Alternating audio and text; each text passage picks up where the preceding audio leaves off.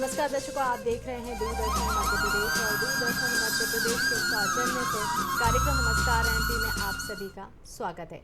नमस्कार एमपी हमारा कार्यक्रम जो है 12 से 1 आपके बीच हम लेकर आते हैं सोमवार से लेकर शनिवार तक, और हमारा कार्यक्रम सजीव फोन इन होता है, यानी कि आप हमसे जुड़ सकते हैं टेलीफोन के माध्यम से। मैं हूं डॉक्टर तपस्या। दर्शकों, जैसे कि हमारे कार्यक्रम में कई विभिन्न क्षेत्रों पे हम बात करते हैं, विभिन्न विषयों पे हम बात करते हैं, कई सारे ऐसे लोगों से मिलवाते हैं जो जीवन में समाज के लिए कुछ अलग ही काम कर रहे हैं। ऐसे ही कहा जाता है कि जब भी हम बात करते हैं मुस्कुराहट की, मुस्कुराता हुआ व्यक्ति किसको पसंद नहीं है। वैसे ही अगर हम बात करते हैं हंसी की, तो वो हमारे सेहत के लिए बहुत लाभकारी होता है। इसी के साथ में मुझे याद आता है कि जब हम बात करते हैं इस फरवरी और मार्च के महीने की, तो याद आते हैं एग्ज़ाम्स। और जब एग्ज़ाम्स की बात होती है तो सबसे बड़ा प्रश्न चिन्ह होता है कि तैयारी कैसे की जाए। यानी कि आज जो हम चर्चा करने वाले हैं वो बहुत ख़ास विषय है कि परीक्षाओं की कैसे तैयारी की जाए। और इसी के साथ में हम एक ऐसे मेहमान से मिलाएंगे जो कि हास्य से सेहत तक का सफ़र हमारे साथ साझा करेंगे। इसी के साथ में हम शुरुआत करते हैं, बढ़ते हैं हमारे कार्यक्रम के पहले चरण की तरफ, जिसमें हम आपको बताते हैं आज की तिथि। विक्रम संवत 2079 फागुन शुक्ल पक्ष की चतुर्थी तिथि है, दिन है गुरुवार, तारीख है 23 फरवरी 2023। इसी के साथ में अगला जो हमारा सेगमेंट होता है बहुत खास होता है, इतिहास की। आज के दिन, आज की तारीख में क्या कुछ खास घटित हुआ था इतिहास में, तो पन्ने हम पलटाते हैं पीछे की तरफ और नज़र डालते हैं इतिहास में क्या कुछ खास है। 1947 की बात करें अगर आज ही के दिन, तो दुनिया को मानक में पिरोने वाले अंतर्राष्ट्रीय मानकीकरण संगठन की स्थापना हुई थी। आज ही के दिन 1952 में भारत में कर्मचारी भविष्य निधि एवं विविध प्रावधान अधिनियम पारित किया गया था। इसी के साथ में 2010 की बात करते हैं। आज ही के दिन यानी कि 23 फरवरी को भारत के मशहूर चित्रकार FM हुसैन को कतर की नागरिकता दी गई थी। ये तो कुछ खास हमने बातें आपको बताई थी जो कि इतिहास में घटित हुआ था। अगला सेगमेंट है हमारा विचार। आइए नज़र डालते हैं विचार पर। स्वामी विवेकानंद जी कहते हैं, उठो, जागो और जब तक लक्ष्य की प्राप्ति ना हो जाती है तब तक आप मत रुको। कितनी अच्छी बात बोली है कि हमें तब तक अपने आप को आगे बढ़ाते रहना है निरंतर, जब तक हमें लक्ष्य की प्राप्ति ना हो जाए। और वैसे भी कहा जाता है अगर हम बात करते हैं छात्रों की, तो उन्हें तब तक नहीं रुकना चाहिए, क्योंकि आज का हमारा विषय भी जो है वो आधारित इसी पर है कि कैसे हम परीक्षाओं की तैयारी करें। तो आइए हम आपको सबसे पहले मिलवाते हैं हमारे जो एक्सपर्ट हैं, डॉक्टर दर्शा पवार जी, एसोसिएट प्रोफेसर हैं, सिस्टेक भोपाल में कार्यरत हैं। और इसी के साथ में हमारे साथ में कृष्णकांत कुशवाहा जी हैं, जो आज चर्चा करेंगे हास्य से सेहत पर, जो कि हास्य क्लब के संस्थापक भी हैं। आप दोनों का हम स्वागत करते हैं हमारे कार्यक्रम नमस्कार एमपी में। नमस्कार। इसी के साथ में डॉक्टर दर्शा, सबसे पहले मैं आपसे शुरुआत करूंगी, क्योंकि ये जो समय होता है एग्ज़ाम्स का बहुत कष्टदायक होता है, क्योंकि पूरे साल भर की जो मेहनत होती है वो एक ही समय में पिरोकर हमारे लिए एक परिणाम घोषित करने का समय आ जाता है जो हमने मेहनत की है। तो सबसे पहले तो मैं यही जानना चाहती हूँ कि बच्चे जब एग्ज़ाम्स आते हैं तो शुरुआत कब से करें, क्योंकि ये सबसे बड़ा प्रश्न होता है कि 10 दिन पहले से शुरुआत करें, महीने भर पहले से करें। तो मैं आपसे जानना चाहती हूँ एज ए एक्सपर्ट कि शुरुआत कब से करनी चाहिए एग्ज़ाम प्रिपरेशन की। Thank you ma'am. मेरा ये सोचना है कि बच्चों को बहुत पहले से भी प्रिपरेशन नहीं करनी चाहिए, क्योंकि हम जिस चीज़ को हम रिपीट करते हैं, तो अगर हमने 2 महीने पहले से प्रिपरेशन कर ली है और हमने उस पर प्रिपरेशन करके रख दिया है, तो फिर जब एग्ज़ाम आएगा तो एक तो ये भी चीज़ है कि हम ओवर कॉन्फिडेंट हैं कि हम सब कुछ पढ़ चुके हैं। और दूसरी चीज़ है, हमें ये भी ध्यान रखना है कि हम बिल्कुल एग्ज़ाम के एक दिन पहले वाली प्रिपरेशन भी ना रखें, वो भी बेनिफिशियल नहीं है। तो एक हमें बीच का टाइम लेना चाहिए बच्चों को, कि बहुत ज़्यादा लेट भी ना हो और बहुत ज़्यादा पहले भी ना हो। हाँ। तो वो ये कर सकते हैं स्टूडेंट कि जितने भी उनके पास सब्जेक्ट्स हैं, उन सब्जेक्ट्स को आप हर सब्जेक्ट को 5 डेज़ दीजिए और उस हिसाब से कैलकुलेट करके आप उतने दिन पहले प्रिपरेशन के लिए रखिए। जी, बहुत अच्छी बात आपने यहाँ पे कही है कि हमें ओवरनाइट प्रिपरेशन पे भी आधारित नहीं होना चाहिए। कई बार ऐसा होता है कि हम तो रात भर में पढ़ लेंगे और एग्ज़ाम दे देंगे, तो फिर हालांकि मार्क्स भी उसी हिसाब से आते हैं, लेकिन हाँ, जिस तरीके से एक्सपर्ट बता रहे हैं कि हमें एक सही चयनित करना चाहिए कि हमको किस तरीके से सब्जेक्ट को डिवाइड करना है। इसी के साथ में और भी जानकारी हम आप तक पहुँचाएंगे, लेकिन यहाँ पर हम कृष्णकांत कुशवाहा जी से जानना चाहते हैं कि भारत में कब और किसने हास्य योग चालू किया था। भारतवर्ष में सन 1995 में डॉक्टर मदन कटारिया जी MD खुद डॉक्टर थे, और उनकी पत्नी माधुरी कटारिया ये योगाचार्य थी। तो उन दोनों लोगों से योगा तो पहले से बहुत चल रहा था, लेकिन उन्होंने सोचा कि हम हाथ से योग दोनों को मिक्स करके अगर करें तो लोग बहुत कंफर्टेबली करेंगे और उससे उनका ज़्यादा लाभ मिलेगा। तो 1995 में बॉम्बे से उन्होंने 4 लोगों से चालू किया था और आज पूरे देश में, विश्व में 1000 क्लब करीब है और हिंदुस्तान में भी कम से कम 300 क्लब चालू चल रहे हैं बहुत अच्छी तरह। बहुत अच्छी बात है। हमने योगा के बारे में तो सुना था, लेकिन हाथ से योग जो है, जिस तरीके से आप बता रहे हैं कि वो और भी बेहतर तरीके से हमारी सेहत पे एक पॉजिटिव इफ़ेक्ट डालता है, इसके बारे में हम और भी जानकारी आपसे लेंगे। डॉक्टर दर्शा, मैं आपसे जानना चाहती हूँ, टाइम टेबल हम हमेशा बनाते हैं, जब भी एग्ज़ाम्स आता है हमने भी बनाए थे टाइम टेबल, तो अभी भी बच्चे जब टाइम टेबल बनाते हैं तो क्या सही तरीका होता है टाइम टेबल बनाने का एग्ज़ाम से पहले, क्योंकि उनकी सेल्फ प्रिपरेशन का टाइम टेबल होता है। इस पे हम ज़रूर चर्चा करेंगे, लेकिन उससे पहले हमारे एक कॉलर जुड़ गए हैं, दमोह से हमारे साथ जुड़े हैं महेंद्र पटेल जी। हम आपका स्वागत करते हैं, प्रश्न कीजिए। जी नमस्कार। नमस्कार, मैं ग्रामीण क्षेत्र से बोल रहा हूँ महेंद्र पटेल। मेरा सवाल ये है कि जो बोर्ड की परीक्षा मार्च में होने वाली है और जो बच्चे पढ़ाई करते हैं, रात में जगते नहीं है और गांव के लोग, इसके माता पिता शिक्षित होते हैं, तो बच्चे जो डिप्रेशन में हो जाते हैं बच्चियाँ, और बच्ची रात में मालूम नहीं आती है, तो उस डिप्रेशन से कैसे बचाव करें? क्या योगा है, क्या खान पान है, कैसी रूपरेखा है पढ़ाई की, थोड़ा सा इस पर प्रकाश डालें। महेंद्र जी, हमारे साथ जुड़ने के लिए बहुत बहुत धन्यवाद। और आपका जो प्रश्न है वो बहुत ख़ास है कि अगर हम बात करते हैं उन बच्चों की जो प्रिपरेशन कर रहे हैं, कई बार वो डिप्रेशन में चले जाते हैं। आप लगातार हमारे कार्यक्रम को देखते रहिए, क्योंकि उसमें हम सभी कुछ चर्चा करने वाले हैं। क्या हमें न्यूट्रिशन रखना चाहिए, योग का क्या महत्व होता है। आप हमारे कार्यक्रम देखते रहिए, हमारे साथ बने रहिए, आपको सभी प्रश्नों के उत्तर यहाँ मिलेंगे। इसी के साथ में हम मैडम, ये जो प्रश्न था उस पर हम ज़रूर आएंगे, क्योंकि हमारे भी आगे यही प्रश्न है। जो मैंने आपसे बोला कि टाइम टेबल प्रिपरेशन जो की जाती है, तो वो क्या सही तरीका होता है? देखिए मैम, टाइम टेबल बहुत इम्पॉर्टेंट है। अगर आपका एग्ज़ाम है, अगर आप पूरा अपना रूटीन प्लान करते हैं तो आप उस रूटीन में कंट्रोल्ड हो जाते हैं। आपको पता है कि अगर आपका जो ब्रेकफास्ट टाइम है, आपको ब्रेकफास्ट टाइम में हाफ़ एन आवर देना है तो आप हाफ़ एन आवर देंगे। आपने टीवी के लिए टाइम डिसाइड किया है, आपको 1 घंटा टीवी देखना है तो हम 1 घंटा, उसमें यह है कि आप बाउंड हैं कि हमें पता है हमें कितने टाइम में टीवी देखना है, कितने टाइम में पढ़ना है। तो टाइम टेबल तो बहुत इम्पॉर्टेंट है और मैं हर स्टूडेंट को सजेस्ट करूँगी, मैं अपने बच्चे को भी सजेस्ट करती हूँ या मैं उसके लिए बनाती हूँ टाइम टेबल, कि जब अगर एग्ज़ाम आ रहा है तो आपको उस टाइम के अकॉर्डिंग अपना जो रूटीन है वो फिक्स करना है। जो पढ़ाई वाला टाइम है उस टाइम पर आपको बिल्कुल पढ़ाई करनी है, बाकी सारे काम छोड़कर। और ऐसा नहीं है कि टाइम टेबल में सिर्फ आप बच्चे को पूरे टाइम वो सुबह से शाम तक, रात तक सिर्फ पढ़ाई कर रहा है, उसे आप बिल्कुल फ्री होने वाला टाइम भी दीजिए, वो रिलैक्स भी हो। वो अगर अपने फ्रेंड से बात करना चाहे तो उसमें उसका भी टाइम मेंशन हो। वो अपने पेरेंट्स से बात करना चाह रहा है, मतलब पेरेंट के साथ टाइम स्पेंड करना चाह रहा है या खेलना चाह रहा है, तो उसके लिए भी उसमें टाइम होना बहुत ज़रूरी है। जी, बहुत अच्छी बात है। और क्योंकि जैसे आपने बोला कि फ्रेंड से बात करना चाहता है या पेरेंट्स से बात करना चाहता है, क्योंकि संवाद होते रहना बहुत ज़रूरी होता है, खासकर पेरेंट्स से, जब हम एग्ज़ाम के समय में होते हैं, क्योंकि सबसे ज़्यादा तनाव का समय होता है वो।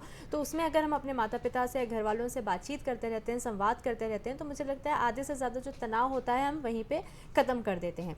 कृष्णकांत जी, मैं आपसे जानना चाहती हूँ कि आपने कब से शुरुआत करी यहाँ पे, क्योंकि आप संस्थापक हैं हास्य क्लब के, कब से शुरुआत करी और कितना यहाँ पे कितने लोग हैं जो आपके साथ जुड़े हुए हैं?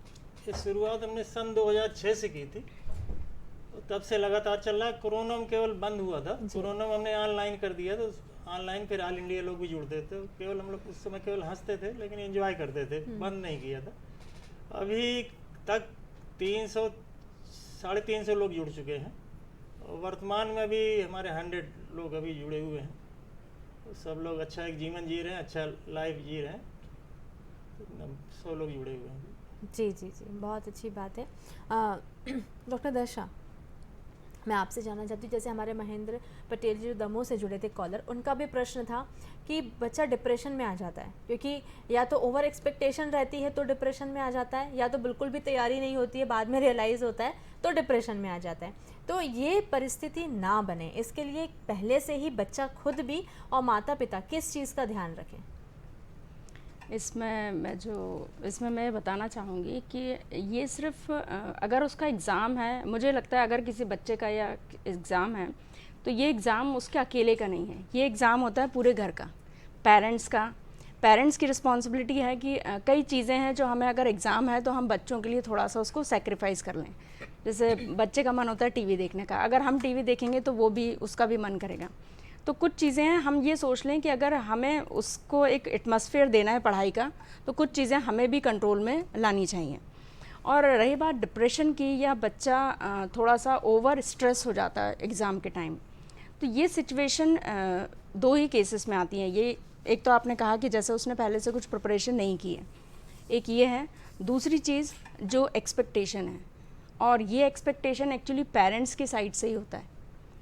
उनके साइड से है कि आपको इतने 90% लाना है, या लास्ट टाइम आप 3rd आए थे क्लास में तो इस बार आपको 1st आना है। तो ये चीज़ें थोड़ी सी पेरेंट के साइड से होने चाहिए कि ठीक है, क्योंकि हर बच्चे का कैलिबर अलग होता है। ये ज़रूरी नहीं है कुछ बच्चे मैथ्स में अच्छा परफॉर्म कर रहे हैं तो वो फिज़िक्स में भी करें या वो बायो में भी करें, सबका कैलिबर अलग है। तो आप बच्चे का ये देखिए उसका इंटरेस्ट क्या है, और वो किस उसका जो इंटरेस्ट है, अगर वो उसमें बहुत अच्छा परफॉर्म कर रहा है और दूसरे सब्जेक्ट में अच्छा परफॉर्म नहीं भी कर रहा है, तो एक बैलेंस रहे कि हाँ, ऐसा ना हो कि दूसरा सब्जेक्ट बिल्कुल ही उसका ज़ीरो हो जाए। लेकिन ऐसा ओवर उसको हमें नहीं रखना है पेरेंट्स को एक्सपेक्टेशन कि नहीं आपको तो हर सब्जेक्ट में 100 आउट ऑफ 100 या 90 मार्क्स आने ही हैं। बिल्कुल।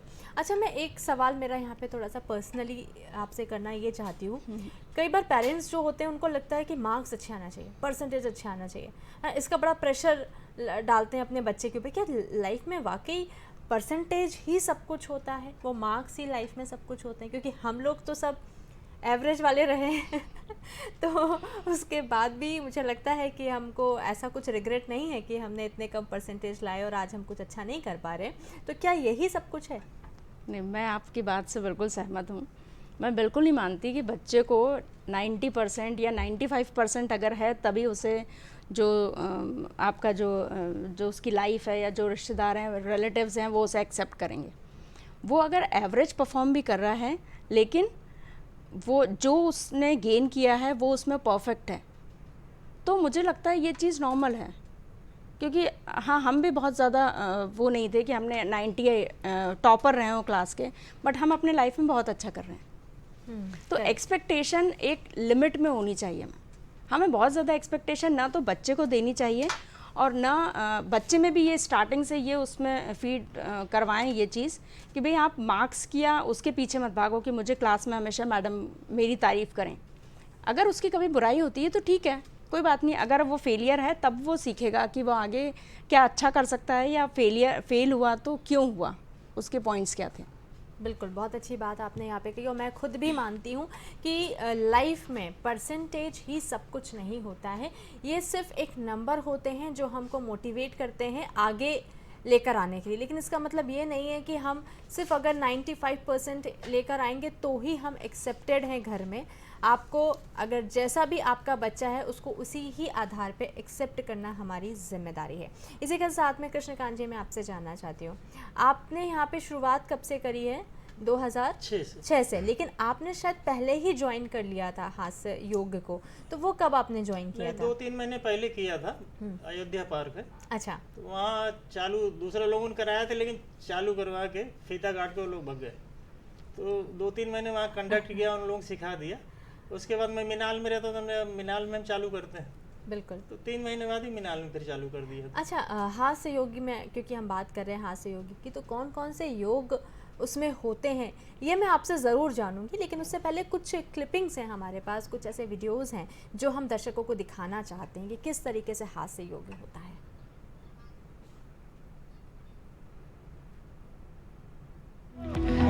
इस डांस में अगर आप देखेंगे तो उम्र के हिसाब से पूरे शरीर का मूवमेंट हो रहा है, और कंधे, घुटने, पैर के तलवे, हिप्स, कमर और उछल कूद। अभी तो बुजुर्ग लोग हैं कर नहीं पा रहे, पर देखिए अगर आप जो लोग कर पाएंगे उनके लिए बहुत ही अच्छी चीज़ है। मैं खुद महसूस कर चुका हूँ यहाँ पर। ये एक्सरसाइज आपको पूरी बॉडी को हिला देती है, पूरी बॉडी को खोल देती है। ये देखिए कुशवाहा जी जिस प्रकार से कर रहे हैं, ये भी थोड़ा भी धीरे में कर रहे हैं। ये भी और ज़्यादा एक्साइटेड होकर भी किया जा सकता है, और ज़्यादा फुर्ती से, ताकत से किया जा सकता है।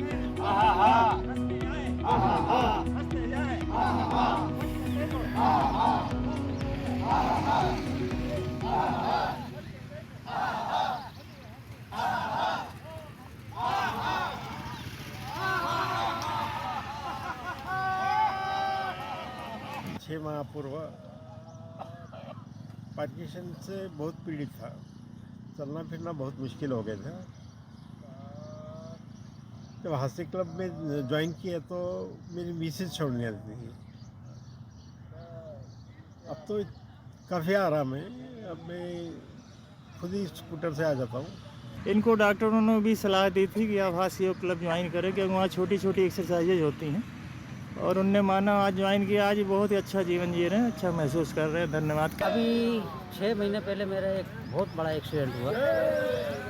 इतना बड़ा 120 की गाड़ी से सीधे टकराई है, एक्टिवा 2 हो गई, लेकिन मेरे शरीर में कोई चोट नहीं है, तो मैं अभी सेफ हूँ। हाँ, 8 घंटे में बहुत जरूर रहा हो, जाँच वगैरह हो, लेकिन सब ठीक है। योग करने से मुझे यही फ़ायदा है। धन्यवाद एमपी माल जी, धन्यवाद। मेरा नाम कुलभूषण चोपड़ा है। मेरी उम्र है 37 साल। मैंने अप्रैल 2022 में हास्य योग क्लब ज्वाइन किया था, और उस समय मेरी कंडीशन ये थी कि मेरा शरीर पूरा जाम था और मैं बैठ भी नहीं पाता था, ना ज़्यादा मूवमेंट कर पाता था। और by the grace of God और हास्य क्लब की जितनी भी एक्सरसाइज होती है उनकी वजह से मैं 2023 में, 2022 के एंड में मैं स्टेट मास्टर्स खेल के आया, वहाँ पर पदक लेके आया, 2 ब्रॉन्ज।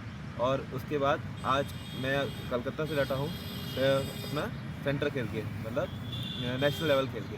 तो यहाँ पर आने का मुझे अद्भुत परिवर्तन मिला है। तो मैं चाहूँगा कि सब लोग यहाँ पर ज्वाइन करें। बहुत ही अच्छा उल्लेखनीय योगदान है यहाँ पर स्वास्थ्य के लिए। मैं एस.के. जैन रिटायर्ड प्रिंसिपल हूँ। सन 2006 से मैं यहाँ भोपाल में रह रहा हूँ। 2006 से ही मैंने ये हास्य योगा क्लब ज्वाइन किया है। इसमें तरह तरह की एक्सरसाइजेज होती हैं। उन एक्सरसाइज को करने से बहुत से लाभ मिलते हैं।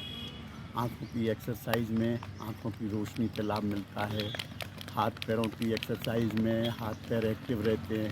पूरा शरीर, हृदय, मस्तिष्क, आँखें, पूरे शरीर के प्रत्येक अंग एक्टिव रहते हैं, और उन एक्टिविटीज़ से सारा दिन, पूरा दिन जो है स्वस्थ बना रहता है, और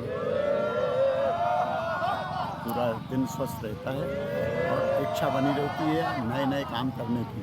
और एक्सरसाइज को मन से करें, दिखावे के रूप में ना करें, मन से करने पर ही लाभ मिलता है। और मुझे इससे काफ़ी लाभ हुआ है। हर तरह की एक्टिविटी में शामिल रहता हूँ, और 80 साल की एज में भी एक्टिव बना हुआ हूँ। अपना काम स्वयं करता हूँ, दूसरे के ऊपर डिपेंड नहीं रहता हूँ। ताड़ासन से नाभि मजबूत होती है। यदि नाभि मजबूत रहेगी तो पूरा शरीर मजबूत रहेगा, पूरा बॉडी पावर बढ़।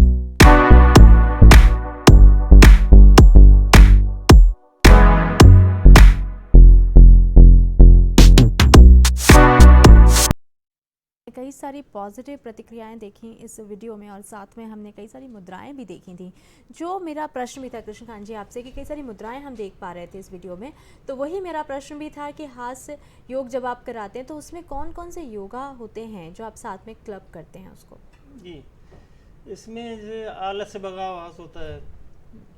जब घर से हम आते हैं तो बहुत आलस लगी रहती है, आलस भगाव करते हैं, उसमें पूरी अंगड़ाई ऐसे लेते हैं, उसको हमने आलस भगाव कर दिया है। फिर मीटर हास्य होता है, हम हंसे हैं तो कितना हंसे हैं, एक बहाना है, उसको एक्सरसाइज साथ में जोड़ दिया है। तो मीटर जैसे हम नापते हैं, और बेंडिंग एक्सरसाइज होती है, क्योंकि हम ऑफिस में बैठते हैं या बच्चे जैसे पढ़ते हैं या कोई बैठते हैं फ्रंट ही हम आगे ही झुके रहते हैं। हमको बैक एक्सरसाइज बहुत ज़रूरी, तो मीटर हाथ में बैक एक्सरसाइज होती है उसमें। इसी तरह हमारा जलेबी हाथ है। जलेबी हाथ में हमारे आँखों की एक्सरसाइज होती हैं, और हमारे शोल्डर रोटेशन की होती है। तो शोल्डर रोटेशन की होती है तो आपको फ्रोजन शोल्डर की आज काफ़ी लोगों को समस्या होती है। फ्रोजन शोल्डर आपको कभी नहीं होंगे अगर जलेबी एक्सरसाइज कर रहे हैं आप। इसी तरह गुदगुदी हाथ होता है, मस्ती उसमें करते हैं, तो उसमें आपको थोड़ा फुर्ती आती है बॉडी में। फिर डॉग लाफ है, जो बहुत महत्वपूर्ण डॉग लाफ है, जैसे बाबा रामदेव कपालभाति कराते हैं, उससे डबल फायदे वाला है डॉग लाफ है। जैसे कुत्ते भौंकते हैं तो आपने देखा होगा स्ट्रीट डॉग्स जो होते हैं उनके कभी तोंद नहीं निकली होगी, टमी नहीं निकली होगी। घर वालों को भले टमी निकली हो, क्योंकि वो एक्सरसाइज नहीं करते। स्ट्रीट डॉग देखोगे आप, आएंगे घर पे भी, दरवाजे पे, पहले वो अंगड़ाई लेंगे बिल्कुल, उसके बाद ही आपका बिस्किट जो भी खाना खाएंगे। तो हम लोग कुत्ते जैसे भौंकते हैं 50 टाइम्स, और किसी की टमी हो गारंटी के साथ में 6 महीने के अंदर कर सकता हूँ उसको डॉग लाफ के द्वारा। बहुत अच्छी एक्सरसाइज है, उसको जीभ निकाल के हम कुत्ते जैसे भौंकते हैं। उसके आगे एक सिंह हास्य है। सिंह हास्य में थायराइड की आजकल बहुत समस्याएं हो रही हैं। इम्बैलेंस, नमक के इम्बैलेंस के कारण भी थायराइड की समस्याएं हो रही हैं। तो थायराइड के लिए बहुत अच्छी है, उसमें जीभ निकाल के शेर जैसे दहाड़ना है। तो एक तो थायराइड उससे ठीक होता है, दूसरे चेहरे पे आपके रिंकल्स कभी नहीं आएंगे अगर सिंह हास्य कर रहे हैं तो। तीसरा लाभ है आपके डिप्रेशन, जो भी चर्चा कर रहे थे जी। डिप्रेशन के लिए बहुत ही अच्छी चीज़ है। क्योंकि जब हम अनुभूति कोई करते हैं, सिंह की अनुभूति जिस समय हम करते हैं हम सिंह की अनुभूति ही करते हैं। ये आप देखें ये रामलीला होता है, सब होता है, जो एक्टर होता है उस पात्र में घुल जाता है जी। जब वो हनुमान का पात्र करता है तो हनुमान के पात्र में दिखता है। जब हम सिंह के पात्र में हैं तो सिंह जैसे अपने महसूस करते हैं। तो डिप्रेशन के लिए भी बहुत अच्छा है सिंह हास्य जो होता है। और सबसे बड़ा फ़ायदा हो, आप बताऊँ, हंसी भी आएगी आपको। कई बार भी आप जैसे देखेंगे अभी कुछ दिनों पहले ही 2-3 कुत्ते किसी घेर लिए और वो बचना मुश्किल हो गया, तो उस समय सिंह हास्य का उपयोग करिए, वो भाग जाएंगे, वो सोचेंगे मेरे से बड़ा जानवर कौन सा आ गया है। तो वो सबसे बड़ा लाभ है इसमें। और भी हास्य हैं, जैसे पेंगुइन लाफ है। पेंगुइन लाफ में हम थोड़ा बेंड होके चलना है और पैरों को अल्टरनेट मूवमेंट करना है। तो ऐसा मूवमेंट हम नॉर्मल नहीं होता, इसमें हमारे पैरों में पावर आती है जी। और जो हमारे काफ मसल्स है, काफ मसल्स को सेकंड हार्ट बोलते हैं। लेफ्ट जो काफ मसल्स है सेकंड हार्ट है। जिनको देखना आप हार्ट की समस्या है तो जो आपकी काफ मसल से टाइट होगी, तो पेंगुइन लाफ में हम लोग पेंगुइन जैसे चलते हैं और को मस्ती करते हैं तो उसमें पावर आएगी आपको, काफ मसल जो पावर, थाइस में पावर आएंगी। इसी तरह फिर कंगारू हाथ से है। जी जी बिल्कुल। कंगारू हाथ में हम कंगारू से बेंड होकर जंप करते हुए चलते हैं, तो उसमें बहुत पावर चाहिए, पूरा जंपिंग करके चलते हैं। तो ये पूरे पावर के लिए फिर जैसे रोबोट हाथ से रोबोट जैसे चलते हैं तो उसमें थोड़ा स्विफ्ट एक्शन आता है। और हमारे क्लब में भी 11 साल से लेकर 90 साल तक जुड़े हुए हैं, तो सभी लोग एंजॉय करते। लड्डू हाथ हो गए, तू मैं हाथ, बहुत सारे ऐसे हाथ से जी, मोबाइल बिल्कुल। कराते हाथ। खास जो आपने मुद्राएं थी वो आपने हमें बता दी हैं, बहुत ही फ़ायदेमंद भी जो जी। नज़र आ रही हैं। इसी के साथ डॉक्टर दर्शा, मैं जानना आपसे ये चाहूँगी कि एग्ज़ाम्स जो हैं होते तो सब एक ही तरीके से हैं क्योंकि दोनों में ही स्ट्रेस होता है, लेकिन स्टिल एक लोकल एग्ज़ाम होता है, एक बोर्ड एग्ज़ाम होता है। तो नेचुरली दोनों की प्रिपरेशन में अलग होता है क्योंकि घर का माहौल भी अलग हो जाता है जब बच्चा बोर्ड एग्ज़ाम देने वाला होता है। तो क्या एक प्रिपरेशन की अलग तैयारी होना चाहिए लोकल एग्ज़ाम के लिए और बोर्ड एग्ज़ाम्स के लिए? हाँ, उसकी तैयारी तो थोड़ी अलग है, लेकिन ये जो बहुत बच्चों को ऐसे डरा के रखा है कि इस बार बोर्ड एग्ज़ाम है, आपको ज़्यादा पढ़ना है। सिलेबस हमारा सेम है। करेक्ट। जो हम क्वेश्चन आते हैं एग्ज़ाम में वो क्वेश्चन आपको सिलेबस से ही आएंगे, बुक से ही आएंगे। जो क्लासेस में कवर किया है उसी के थ्रू आएंगे क्वेश्चन। तो मुझे लगता है ये जो बाइफर्केशन कर दिया है कि लोकल एग्ज़ाम अलग है, बोर्ड एग्ज़ाम अलग है, ये है कि भाई वो एक टर्निंग पॉइंट है आपकी लाइफ का। 10th, क्योंकि 10th के बाद आप ये डिसाइड करते हो कि आपको सब्जेक्ट कौन सा लेना है, वो बहुत इंपॉर्टेंट चीज़ है। इसलिए है कि 10th और 12th जो बोर्ड हैं उस पर पेरेंट्स भी, टीचर्स भी, जो भी हैं वो सब उस पर फोकस रहते हैं। और ये भी है कि आपको वो एग्ज़ाम बहुत अच्छे से प्रिपेयर करना है। दूसरा, जब 12th है, 12th के बाद आपका ये डिसाइड होता है कि जो आपका कॉलेज है वो आपको क्या चूज़ करना है। इंजीनियरिंग साइड जाना है, मेडिकल लेना है आपको, या आप डिग्री कॉलेजेस में जाना चाहते हैं, या कॉम्पिटिटिव एग्ज़ाम की तैयारी करना चाहते हैं। तो ये डिफरेंस है। लेकिन बच्चों को बहुत ज़्यादा डराना मुझे लगता है ठीक नहीं है कि ये बोर्ड एग्ज़ाम है। उन्हें बस हमें ये देना है कि ये बताना है कि भाई सिलेबस सेम है, हमें पढ़ना वैसे ही है, और जो गाइडलाइन टीचर दे रहा है Correct. या जो टीचर दे रही हैं गाइडलाइन, बस आपको उसको फॉलो करना है। अपना बेस्ट, हाँ, अपना बेस्ट, हाँ। प्रिपरेशन बेस्ट करनी है। और जो टीचर्स ने जो ट्रिक्स या फिर जो कई ऐसे टॉपिक्स रहते हैं जिस पर टीचर ऑब्वियस बताते ही है कि भाई ये आपको अच्छे से प्रिपेयर करना है, या फिर ये टॉपिक है, ये इम्पॉर्टेंट है लेकिन टफ़ है, तो आपको इसमें थोड़ा सा अलग तरह से प्रिपरेशन करना ज़रूरी है। बस इसलिए मुझे लगता है लोकल और जो बोर्ड एग्ज़ाम है, हाँ। वो कंटेंट वाइज तो मुझे नहीं लगता कि इस तरह से बहुत ज़्यादा डराना चाहिए बच्चों को। बस वो एज अ टर्निंग पॉइंट है आपकी लाइफ का, स्टूडेंट की लाइफ का, तो उस पर फोकस करना थोड़ा सा ज़रूरी है। राइट, बिल्कुल। इसी के साथ में कृष्णकांत जी, जैसे अभी हम बातचीत कर ही रहे हैं बच्चों के परीक्षाओं की तैयारी को लेके, तो तनाव तो होता ही है, और आजकल हम देख रहे हैं कि जितने तनाव में बड़े नहीं उतने से ज़्यादा बच्चे जो ज़्यादा तनाव में, आप उन्हें देखेंगे बड़े गंभीर दिखेंगे, बड़े सीरियस, ऐसा लगता है कि सारा जो प्रेशर है वो उन्हीं के ऊपर है। हालांकि निश्चित तौर पे, लेकिन बच्चों को जो हम देखते थे पहले, जो बच्चे हंसते थे, जो खुद के लिए समय बिताते थे, जो खेलते थे, जो ज़्यादातर समय जो है मोबाइल फ़ोन में या टेलीविज़न में समय ज़्यादा देने लगे, तो बच्चों के लिए हंसना कितना लाभकारी हो सकता है, और अगर नहीं हंसते हैं तो भविष्य में क्या दुष्परिणाम देखने को मिलेंगे?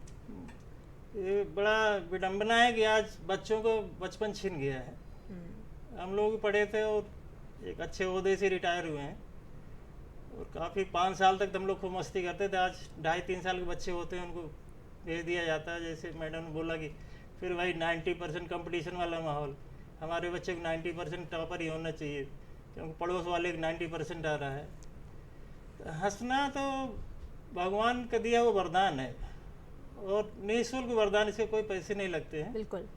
और हंसने की भाषा आप समझेगी, जैसे बहुत सारी बोली हैं, भाषाएं हैं, लेकिन जो हंसना ईश्वर ने बनाया है, चाहे कोई भी देश का हो, जापान हो, चाइनीज चूचू हंसेगा या जापानी जूजू हंसेगा, हंसने की भाषा सबको एक ही रखी है।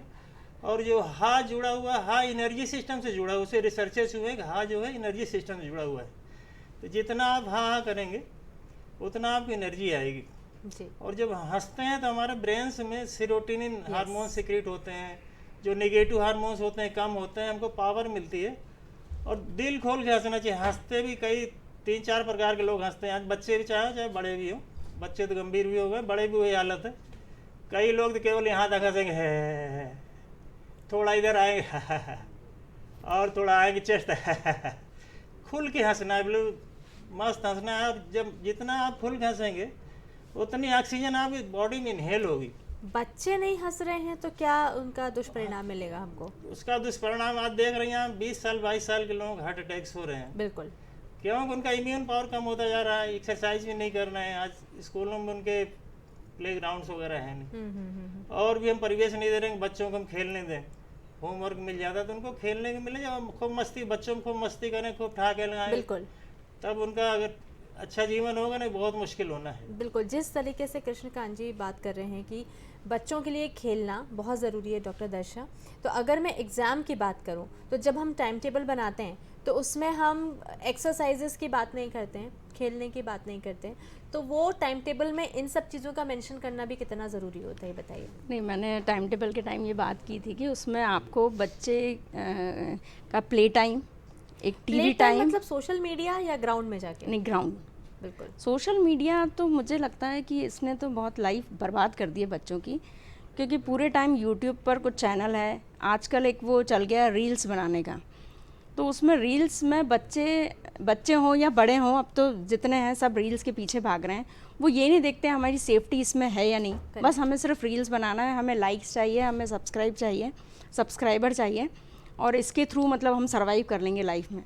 लेकिन वो चीज़ मुझे लगता है अगर बच्चा अपने पढ़ाई पर फोकस करे और पढ़ाई पर फोकस जाना, हाँ, पढ़ाई पर फोकस करना बहुत ज़रूरी है।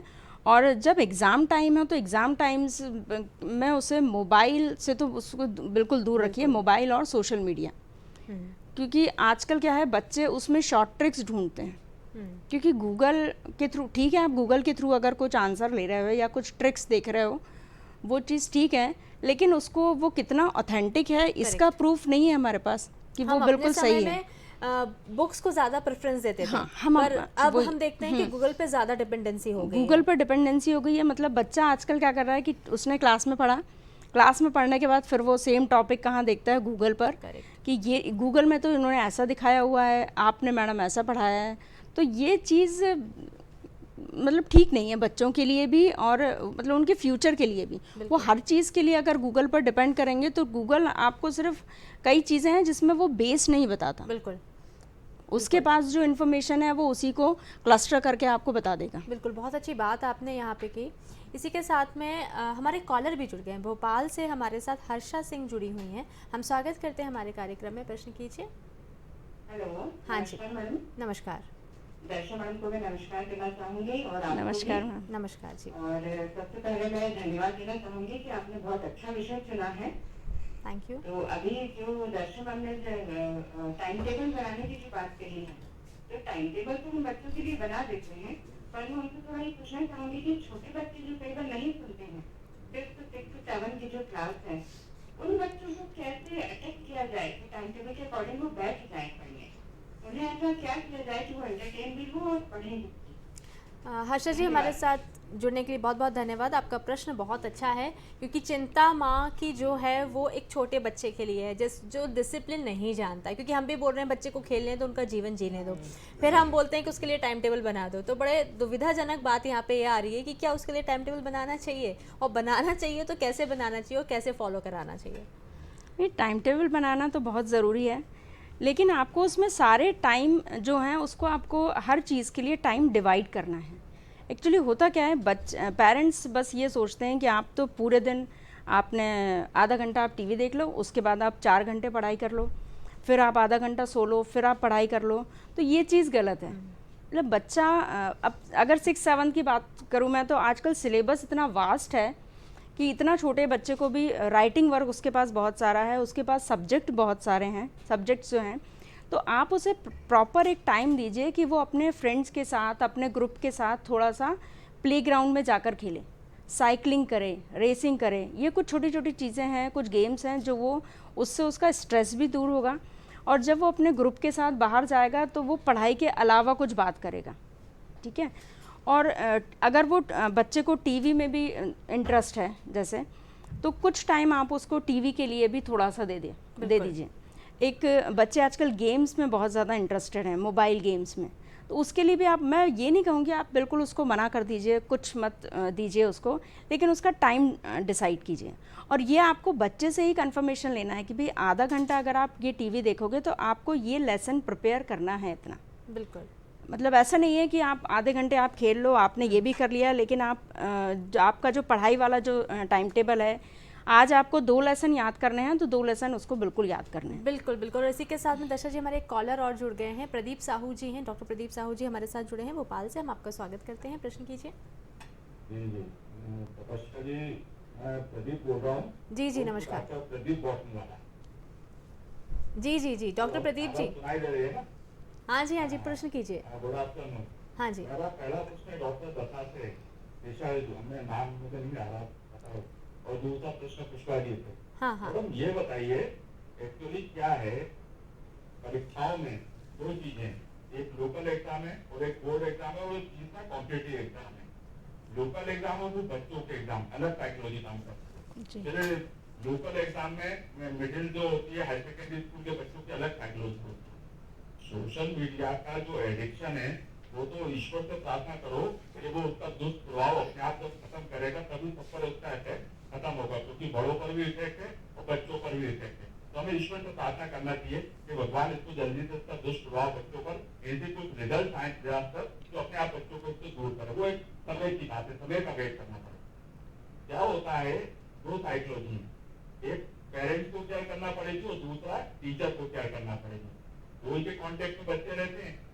अब घर पर आप देखें, मंथली टेस्ट होते हैं, वीकली टेस्ट होते हैं, फिर जाकर मार्च अप्रैल में एनुअल एग्जाम होता है। तो ये साइकोलॉजी का खेल है, सारा चीज रिलेटिव चीजों का है। दुख है तो वो सुख है, रूप है तो भाव है, कोई ब्यूटीफुल है तो वो उसका क्या डार्कनेस, एग्लीनेस। डॉक्टर प्रदीप जी अपन बोले कि भाई तुम्हारा जो है ना, जुलाई के जो टेस्ट है 1%, अगर आप उसको 2% अगस्त में ठीक कर लोगे, 3% सितंबर में ठीक कर लोगे, तो आप 2% पर अपने आप सही हो जाओगे। तो डॉक्टर प्रदीप जी आपका जो प्रश्न है वो शायद यही है कि जो लोग, एक मिनट मुझे पुष्पा जी को थोड़ा बात करने दीजिए।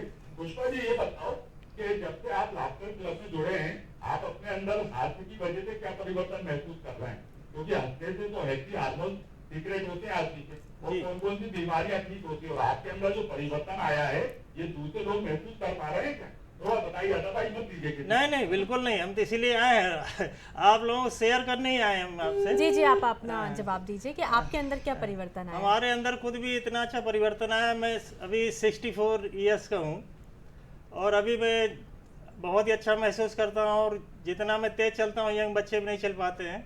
अभी हमारे यहाँ 85 जीएसटी इंस्पेक्टर्स आए थे, उनको हमने ट्रेनिंग दिया है हाथ से योगा कि उसमें जो एक्सरसाइज मैं कराया, तो जितना मैं एक्सरसाइज कर रहा तो वो लोग भी नहीं कर पा रहे थे, यंग लोग भी। तो एनर्जी लेवल आपका बहुत बढ़ता है, और जब आप मेडिटेशन भी करते हैं तो सामान्य स्थिति में मेडिटेशन नहीं होता है, हमारा मन घूमता ही रहता है इधर उधर।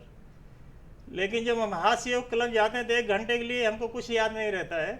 सबसे बड़ा वहाँ मेडिटेशन आपका होता है, फिजिकली और मेंटली आप दोनों फिट होते हैं। और दूसरे एक्सपीरियंस की बात करें तो हमारे यहाँ अभी पार्किंसन डिजीज से एक पीड़ित थे, हटवार जी हैं, जो कि उनको चलना फिरना तक मुश्किल था। शुरू में उनकी पत्नी छोड़ने आती थी गाड़ी से, अभी खुद वो अपनी गाड़ी चला के आते हैं, एक्सरसाइज करते हैं। अभी उनने 15 दिन से दौड़ लगाना शुरू कर दिया है।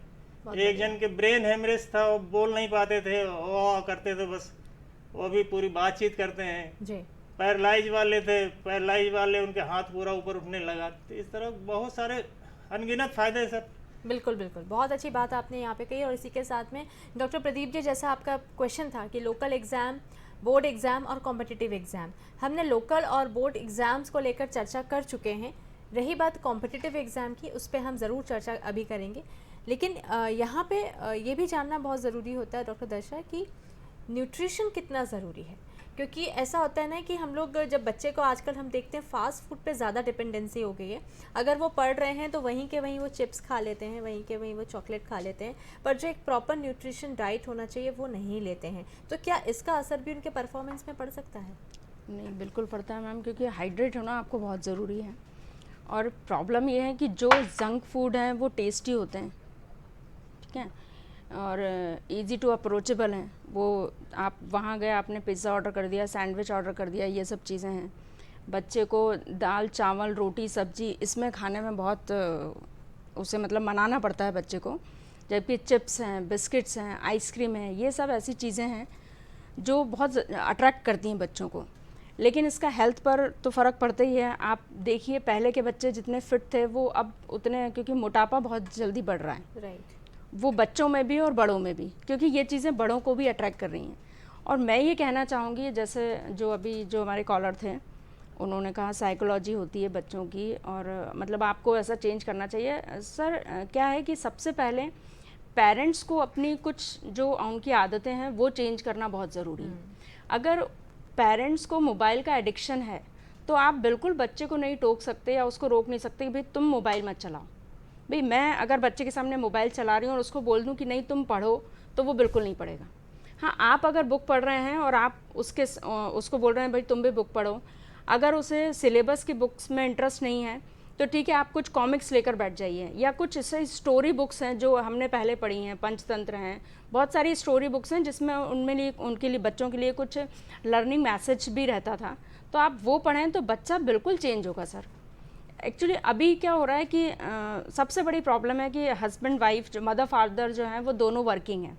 जब वो दोनों वर्किंग है तो या तो वो बच्चे को किसी उसमें क्रच में छोड़कर जा रहे हैं, या घर में कोई मेड है, या जो भी जिसके पास भी छोड़कर जा रहे हैं। तो क्या होता है कि एक्चुअली बच्चे को संभालना थोड़ा सा टफ है, तो सबसे इजी जो चीज़ है उसके लिए है मोबाइल। बच्चा मतलब जब खाना खाना शुरू करता है ना तो वो मोबाइल के थ्रू ही शुरू करता है खाना खाना। बिल्कुल। और अगर जैसे खाने में बहुत टाइम लगा रहा है बच्चा, 1 घंटा लग रहा है, उसे 2 घंटा लग रहा है, तो फिर हमारे पास इजी ये रहता है।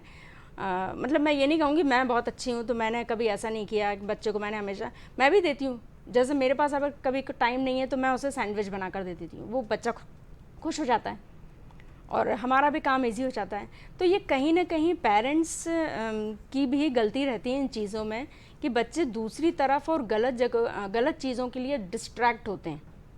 बिल्कुल। तो उसमें और उसमें सबसे इम्पॉर्टेंट यही है कि अगर हमारे घर का वातावरण ऐसा है कि हम खुद घर पे खाना बनाते हैं, उनके सामने हम वही चीज़ खाते हैं, तो कहीं ना कहीं वो खुद भी लर्न करते हैं वही वेजिटेबल खाने के लिए।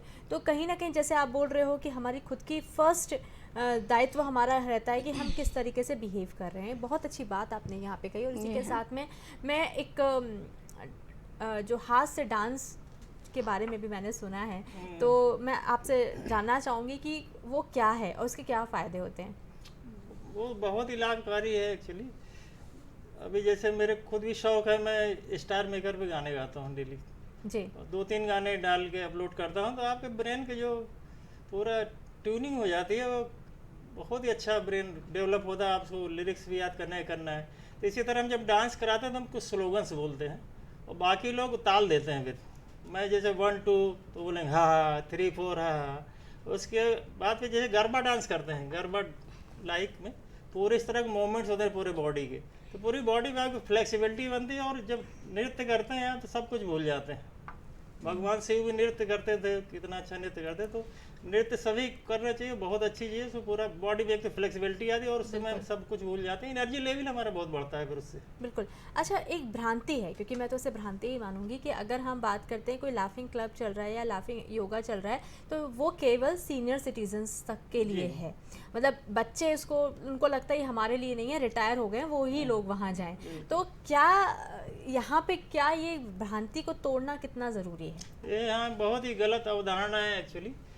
दूसरी चीज़ और बता दूं, हिंदुस्तान की जो सोच है, जिन चीज़ों में पैसा लगता है उसकी आदमी कीमत समझता है। अगर वो चीज़ फ्री मिल रही है तो उसकी कोई कीमत नहीं, ये तो बिल्कुल सही बात है।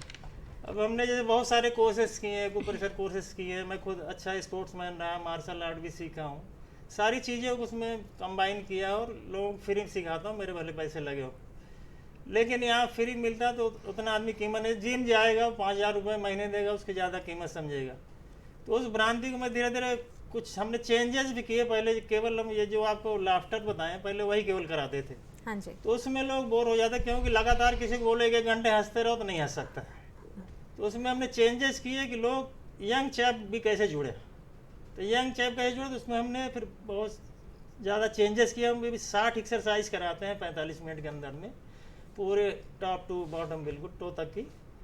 तो इससे फ़ायदा ये हुआ कि अभी हमारे पास 11 साल से लेकर 90 साल तक के लोग जुड़े हुए हैं। यंग लोग भी जुड़े, वर्किंग लोग भी जुड़े हुए हैं, ये सब भी जुड़े हुए हैं। जी जी। तो वो भ्रांति हमने तोड़ा है कि भाई सभी के लिए ज़रूरी है। अभी जैसे आपने इंटरव्यू इसमें देखा होगा, हाँ जी, एक 36 ईयर वाले इंटरव्यू थे, वो जिम जाते हैं तो उनका बॉडी बहुत स्टिफ हो गया था।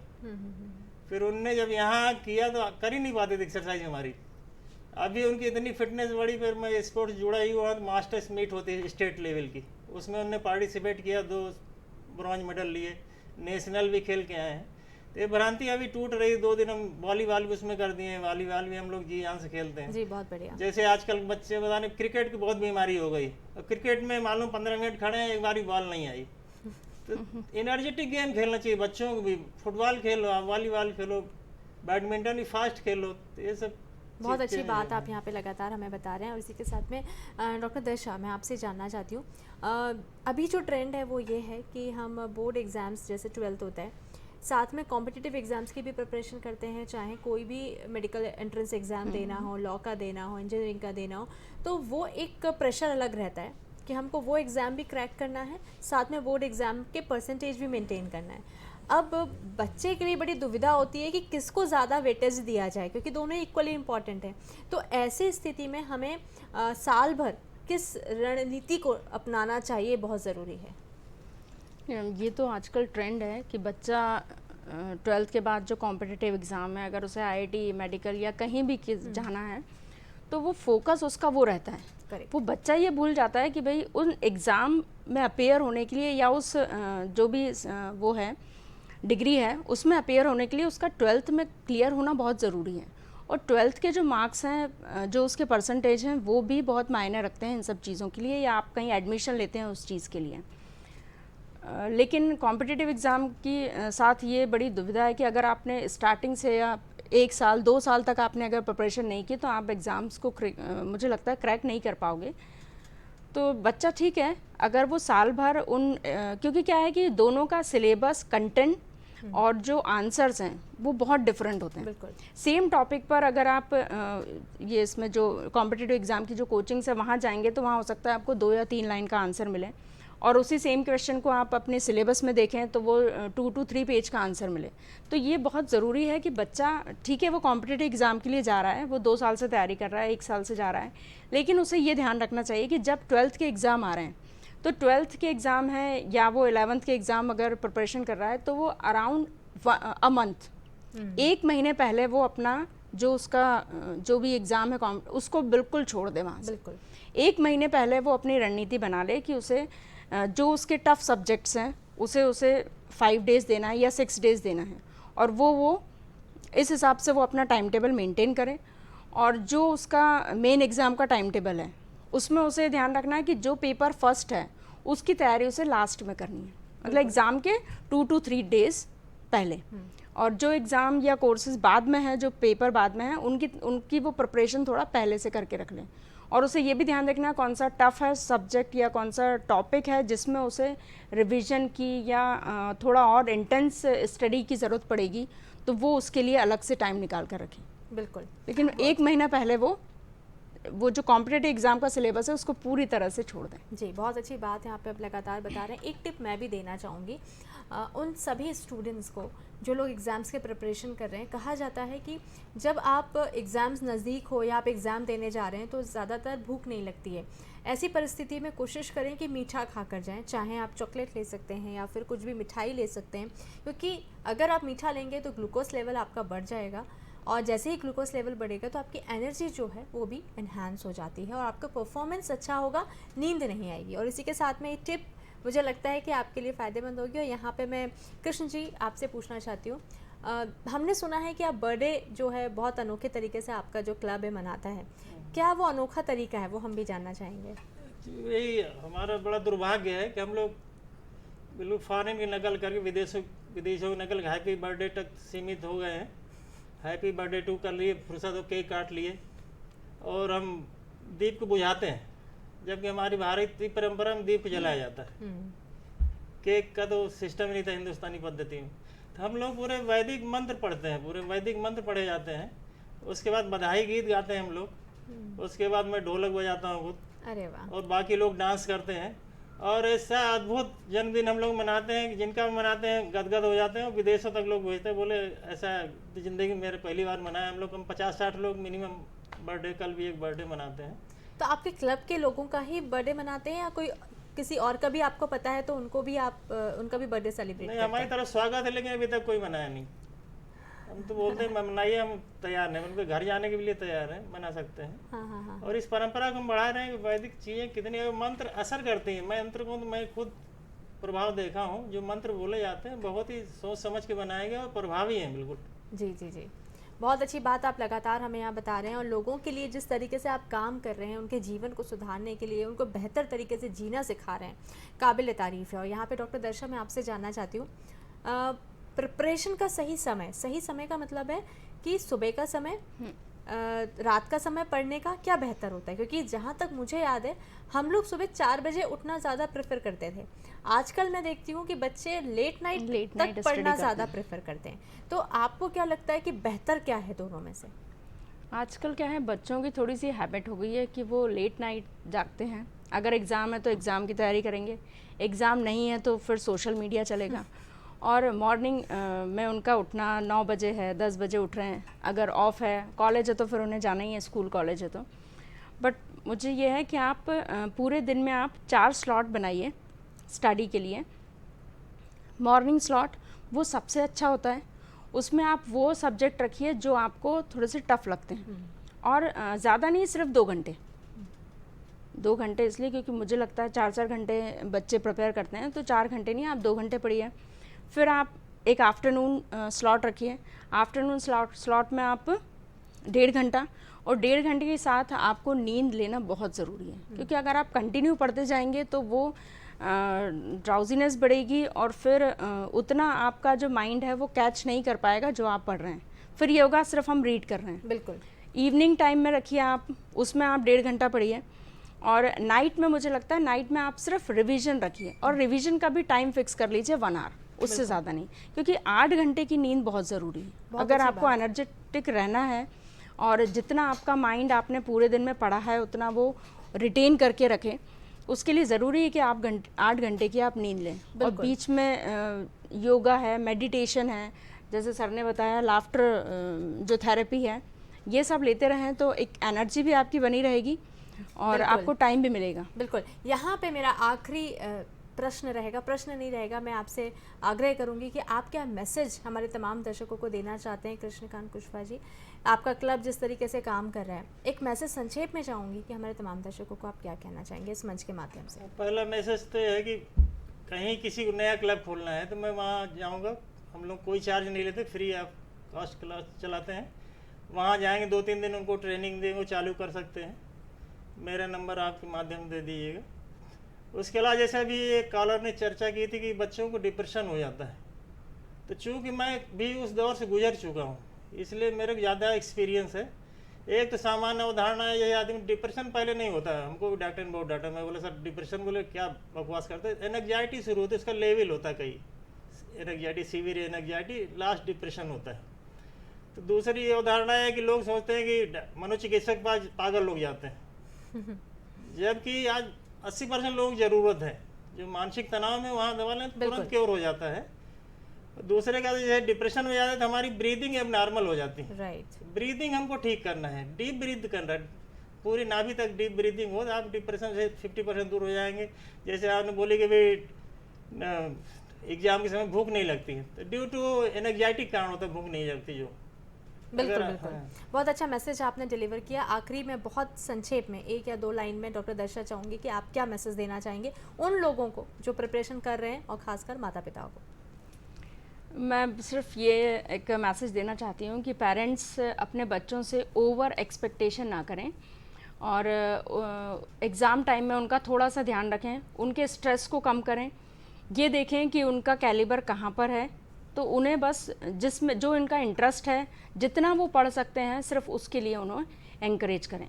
दूसरा, मॉनिटरिंग भी बहुत ज़रूरी है कि अगर उन्होंने पूरे दिन में 1 घंटे पढ़ाई की है तो उस 1 घंटे में उन्होंने क्या किया है।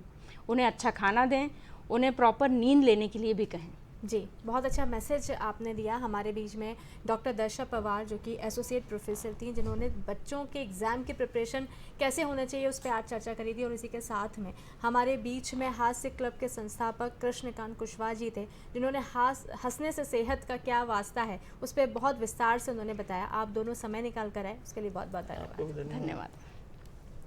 दर्शकों, यहाँ पर जो हमने जानकारी आप तक पहुँचाई बहुत ही लाभकारी रही है, मुझे ऐसा पूरा यकीन है। और मैं यहाँ पे सभी लोगों को ये बोलूँगी, खासकर माता पिता को, कि आप अपने बच्चों से उतनी ही एक्सपेक्टेशन रखिए जितना उनका कैलिबर है। उससे ज़्यादा अगर हम रखते हैं तो हम खुद भी तनाव में रहते हैं और अपने बच्चों को भी तनाव में रखते हैं। इसी के साथ में हम फिर मिलेंगे एक नए विषय पर चर्चा करने के लिए। आज के लिए इतना ही, हमारे साथ जुड़े रहे उसके लिए बहुत बहुत धन्यवाद। नमस्कार।